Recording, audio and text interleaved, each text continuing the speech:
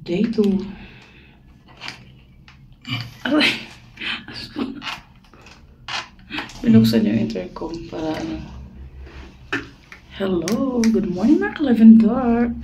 Day 2 namin ngayon dito sa... Day 2! Day 2 namin... Day 2 namin ngayon sa Baguio City. At kami na yung mag-start sa pagkala. Kaya let's go!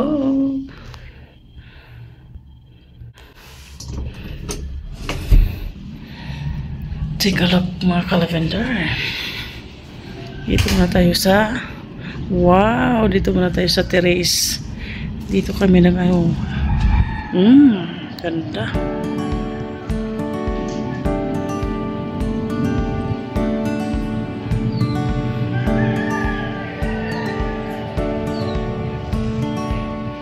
Ayan.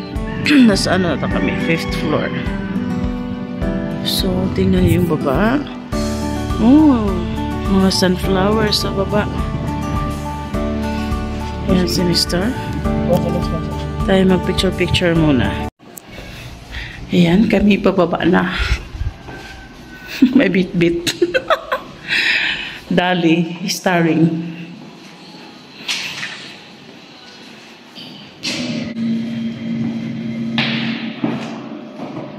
Ngit-ngit.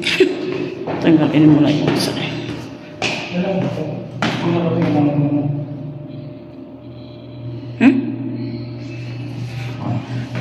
Mabalik mo na si Mr.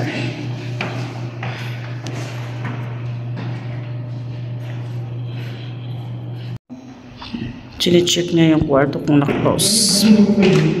Ha? Wala kasi yung mga extension kasi.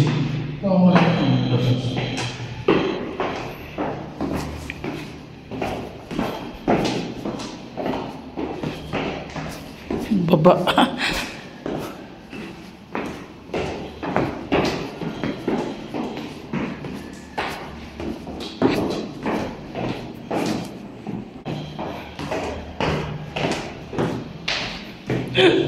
Andito na ba?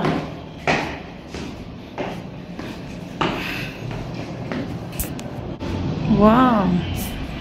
Tour muna tayo dito guys. The guest house. Ayan. May mga upuan pa sila dito.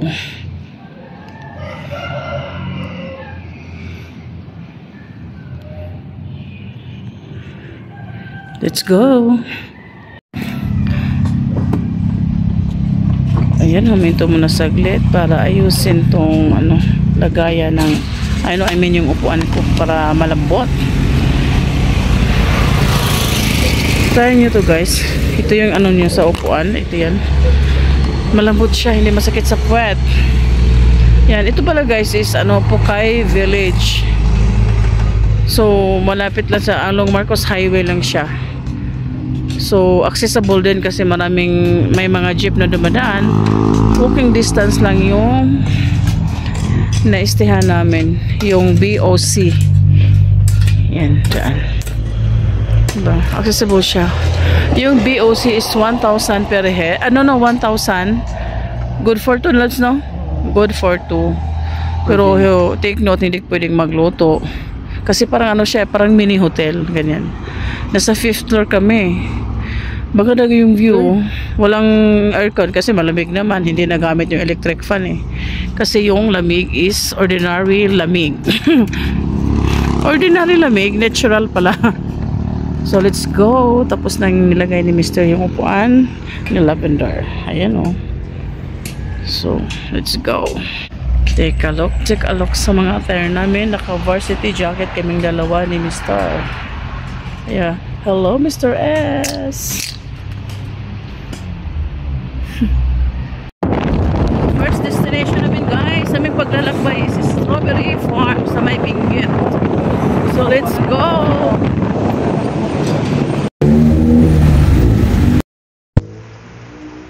Okay. Bago tayo maglakwatsa guys. Dito muna tayo kasi wala tayong pera. Kaya go.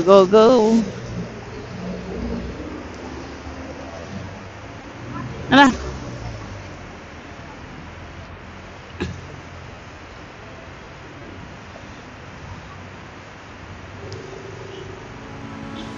So, ikot-ikot. Haman ta pa, baba o pa dito? Let's go. Ayan, start na yung ano natin. Una tayo sa strawberry farm. Nakalist pala guys yung pupuntahan namin. Kasi every time na pupunta kami ni Mr. dito, maulan. Kaya hindi kami makahataw sa pamamasyal. Kaya ngayon, wow, thanks God, we have a good weather. Ouch! Mainit pero okay lang. I-carry na natin. Basta naka-sunblock. Kaya go, go, go. Ihanda na yung pang-entrance. Ang mamahal pa naman ng entrance dito. 150, 150. Sana 50 lang, no? 50 pesos para afford sa lahat. Pero, kasi sa isip, pag pumuntang Baguio, may talaga. May budget. Pero kami guys, tipid-tipid at budgeted yung natin. Let's try to go without yung lang, katamtamang budget. So let's go! So, dumaan tayo dito sa Baguio City. Police station. Ano bang, to? Highway. Basta guys, iwasan nyo yung Session Road pag nakamotor kayo kasi ole! At saka huwag kayo magsuot ng Crocs while driving kasi nga bawal dito sa Baguio. Yon ang tip number 1 dito sa Baguio. Huwag gayahin sa Manila na pwede kayo mag-Crocs o sandal while driving kasi uhulihin talaga kayo. Wow, ang ganda ng panahon. Blue na blue ang sky, oh. Perfect. Unplanned tong pagpunta namin, guys. Actually, January pa yung plano namin. Si Mr. biglang nagbago yung Gusto mong magbiyahe agad-agad kaya napasugod kami dito na saka in the middle of the night nag-book ng transient kasi ayaw kong umalis na hindi naka-book kasi nga pagdating dito nga tayo maghahanap, 'di ba? Kalain mo yung saka na maghahanap pag andito na. So pagod ka na sa biyahe. Maganda yung pagdating may maanuhan na agad, dito naman tayo sa mga may matitirhan na agad. Kaya enjoy natin yung mga daan na matirik, paakyat, pababa. Caring, pababa. Let's go! Yan, tingnan niyo yung mga bahay sa taas, guys. Sa mga bundok sa gilid-gilid. Kaya prone dito, guys, ng landslide. Kaya tingnan niyo, guys, yung mga bahay. Most of the time, i-close yung kinunod kasi ayun nga, diba? Landslide. Prone ng landslide. Delikado sa mga motorista. So, Gisad Valley National High School. Kaya guys, ingat kayo pag mag-drive dito kasi nga paakyat pababa. Yung ibang mga drivers, grabe kung magpatakbo. Kaya, di ba? Iwas disgrasya. So, yan, pababa na kami. Ayan guys, welcome to La Trinidad Benguet. So, dito tayo dadaan at makikita niyo yung mga houses dyan na kulay-kulay. Dito yun, pati yung Tulay Labs, nalala mo. Ayan, titira ba kayo dyan guys? Oo. Ayan guys, pag titira kayo dyan, compulsory, talagang ganyan yung bahay nyo. Compulsory ata sa barangay pag dito kayo titira. So, ayan. Papasok na tayo doon. Tingnan nyo guys. Ayan, bibili pala tayo ng prutas mamaya. That's it. Bawal doon. Mamaya na siguro pagbalik. Marami pang tao.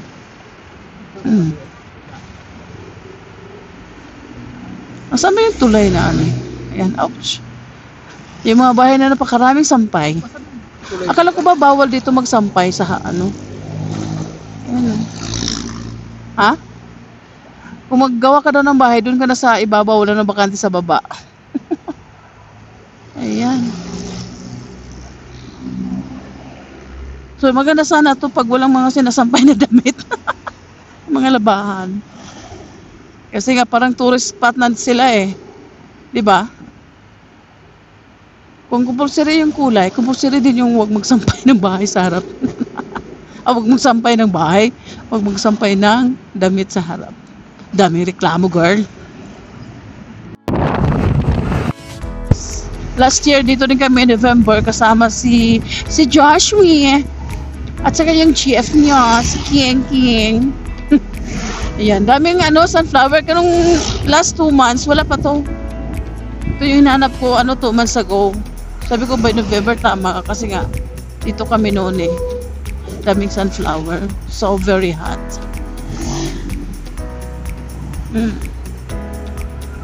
Mga bahay sa taas.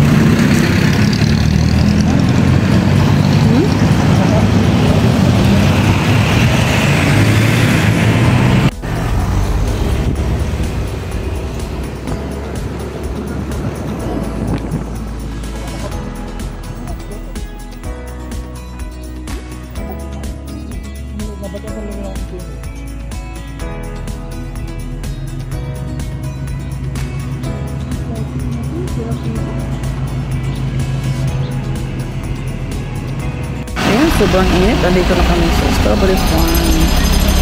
Hindi sila sa harapa. Ayan yung parking. Ayun.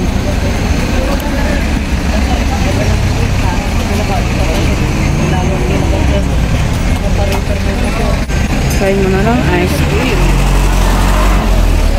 Harap. Just mahal na.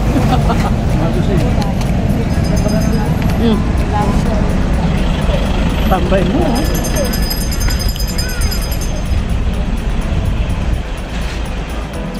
Ate sa tabulan itong motor. Sa shadow, sa van. Sarap nga eh. Sarap siya. Ilugay pala yung buhok ko para tuyo. Ito lang sa bilikan. Ito lang pala. Yung pumasok tayo na may picture nila doon ata eh. Kasama yun. Ewan ko, hindi ko naman. Masa pang buhok. Kawawa naman yung magtanda. Kung nakamusunod sa strawberry pambi. Pwede ga, magsusuri lang, dili mo kuan. Kailin ba ko? Init lagi tayo. Mali atong pag... Ito matabog para kapit lang. Maya, matabog ka. So, kumain muna kami ng ice cream. Pwede na para matapos. Nabili kami ng tubig. Sa halagang 1. Ano sila? Sa halagang 150? Masarap yun ah. Tapos, nakabili kami ng mais kasi kawawa naman si Lula. Nagtitinda. Medyo mahal nga eh. Pero okay lang. Tapos bumili kami ng ice cream. Ay nga pala nabili. Oo. Bakit ka umalis? Ako mamaya ko eh. Kaya pagbalik ko lang. Mamaya.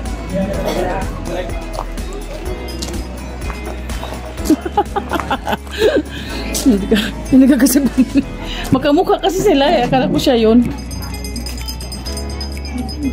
Yan, dito na tayo. Upo. Bili natin si Kuya kasi siya yung maganda. Oo nga eh. Sabi niya ito yung ice cream ko. Magkamukha kasi sila. So guys, tingnan niyo. Dito lang tayo guys kasi sobrang init. Hindi naman tayo mag-harvest. Mahal ang per kilo dyan eh. Las bili ko na. Las bili ka makalimutan. Usara lang yung gipalit? Usara lang yung gipalit. Tama na po para ano. Mabila mas kuya. Yung inserts mo doon, dito mag... Oo. Mindos na dito.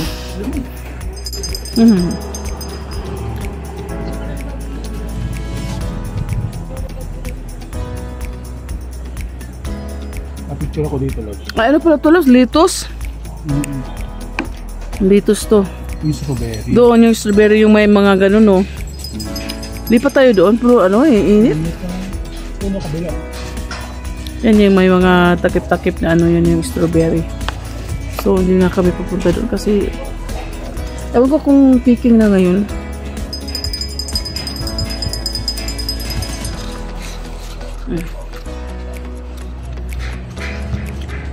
Di ba yung nauna ako? Diba? Ibutan ko na yung tubig dito. Ate, naubos na kayo na dito. Luwa ta ng mais. Kaunta para unya na sa mga unuguan. Nakabusog yan eh. Pwede ka umupo dyan, no? Yan. Meron pa doon, guys. Yan. Strawberry. Mahal ata dito yung ano, per... Naku, alam so. Per picking per kilos. Nasa 400 plus ata.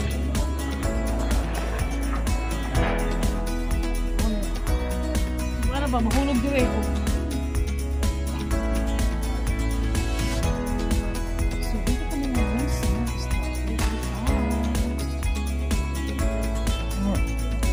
Bakit ko kami ano yung picture? Bakit kita picture?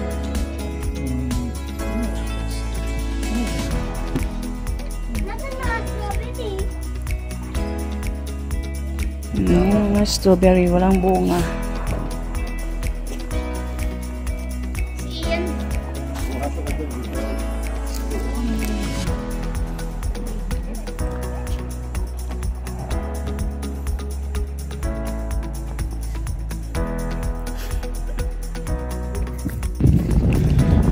Ayan, yung mga strawberry walang bunga, siguro dito. May bunga dito.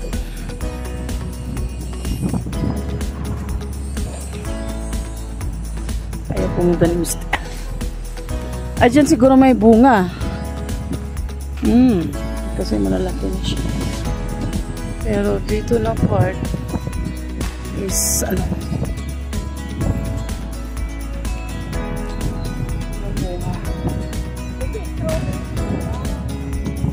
Welcome to my strawberry farm here in Benguet. Ayan, nagkaroon sila. Ewan ko magkano per kilo pag namimitas. Pero dito na part, so lang mga bunga. Ayan. Gubak na tayo doon.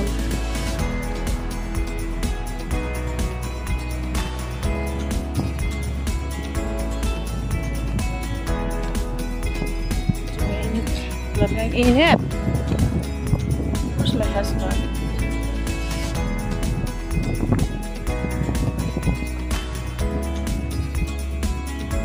Tingnan yung ano guys. Ayan.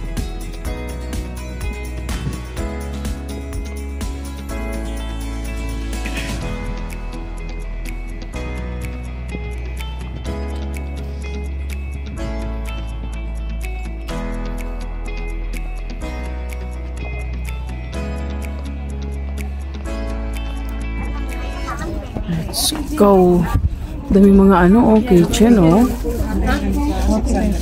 Zay ba yan? Zay.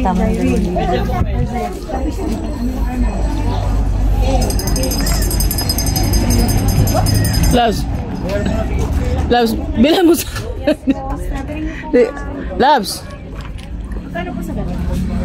450. Itong manuti. 400.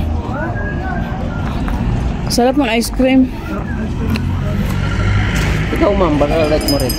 Kumain ako na sa ginawa. Nakikain lang ako. Kaya magkano yan? Ilang sir? 50.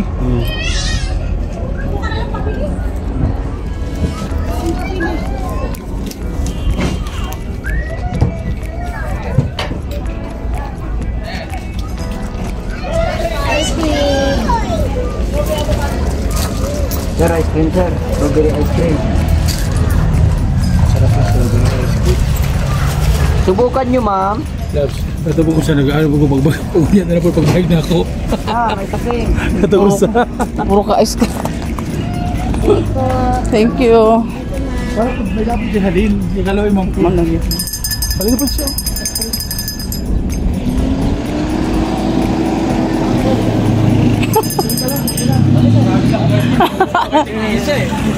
Binilag. Para lang maano, para lang meron ka rin. Mag-ice cream na kayo na. Yung ano lang ko lang. Sakat, sir. Ano lang, magkano yan? Ice 70 sa Ito, 50. O sige, yun na, ito na lang. Yun na lang para makain yung cone. Para maiba naman. Kasi yung kape, Yung lalaki sa- helping local businesses. Ice cream po. Anak eh, grabe ka. Ano? Dito sa kantin. Ice cream yummy. Ano ba yun sa TikTok? Isayaw mo, loves. It's not picking season pa guys ng mga strawberry. Kaya, ano, mga by, ano pa yun? January ba yun, loves? Yun ang sabi namin.